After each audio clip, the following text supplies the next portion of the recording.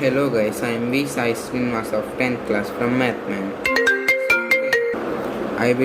Today I will be explaining today's editorial. So let's get started. So today our editorial's name is Diminishing Options. The RBI has little room to use interest rates for achieving policy outcomes. The RBI's latest policy statement underscores the diminishing options available to it to address the economic fallout from the COVID-19 pandemic.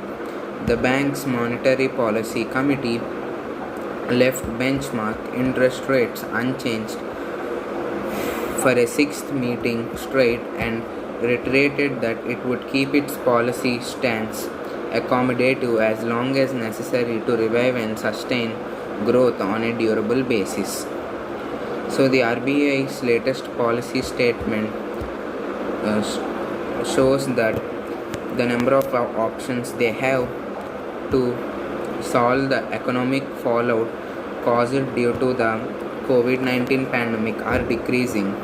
So the Monetary Policy Committee of RBI is saying that it is not willing to change its interest rates and other policies because they don't want to they don't want an economic fallout. So they will keep it the same as long as it's necessary to sustain the economics and also growth on a durable basis. So since its May 2020 decision to cut interest rates by 40 basis points, taking the cumulative reduction in borrowing costs in the wake of the pandemic onset to 115 basis points, the MPC has found itself in a bind. While the first lockdown constricted supply and demand for much of Q1 of the last fiscal, pushing the economy into a record 24.4% contractions during April-June and causing full year GDP to shrink 7.3%. The second wave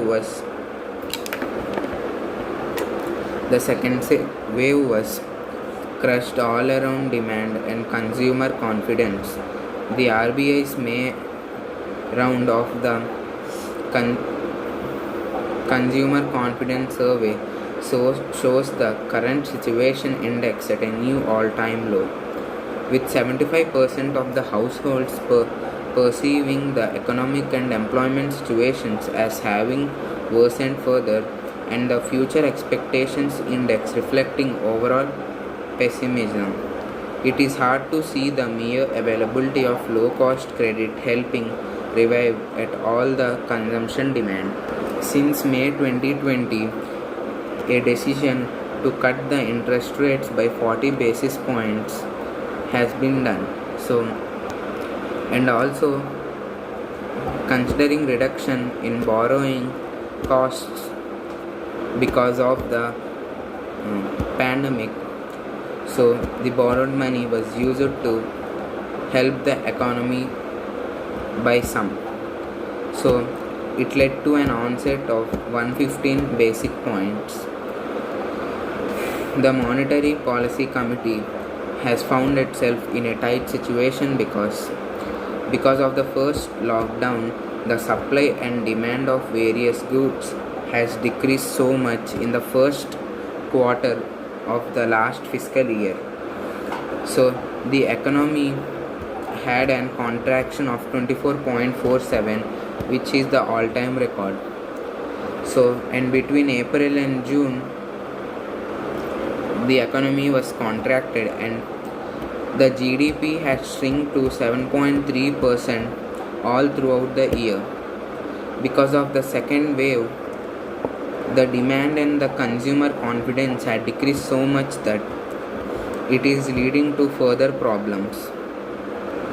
The RBI Consumer Confidence Survey shows us that the current situation index is very low, and for the first time it was so less that more than 75% of the households are having economic troubles. So the employment situations are being worsened even further. So they expect in the future that index will be even affected more by these overall problems. So it is hard to see even the availability of some money to help and revive the consumption demand. The MPG acknowledged the bleak outlook when it slashed its projection for O1 growth by as much as 770 basis points to 18.5% from the 26.2% it had forecast on April 7th. Banking more on optimism than hard data, the panel bumped up its growth estimates for the second half, resulting in an overall cut of only 1 percentage point to its full year growth forecast at 9.5%. For this, it has assumed rural demand will remain buoyant on the back of an expected normal monsoon, while nothing that widespread infections in rural areas, which likely led to a sequential decline in tractor and two-wheeler sales in April, could undermine future demand. The other factor the RBI is banking on to provide a fillip to economic activity is an accelerated pace of vaccinations over which it has virtually no control. The MPC found out that there was a bad situation and the growth of the whole basis points was just by 770 basis points, that is approximately 18.5%. So it decreased from 26.2% to 18.5%. So it forecast that on April 7th. So the banking must be dependent on more optimism and more data. So the committee wasn't right about the growth estimations for the second half of the year. Because of that, it resulted in an overall cut of only 1 percentage growth to its full year growth points. So the growth was estimated to be 9.5%.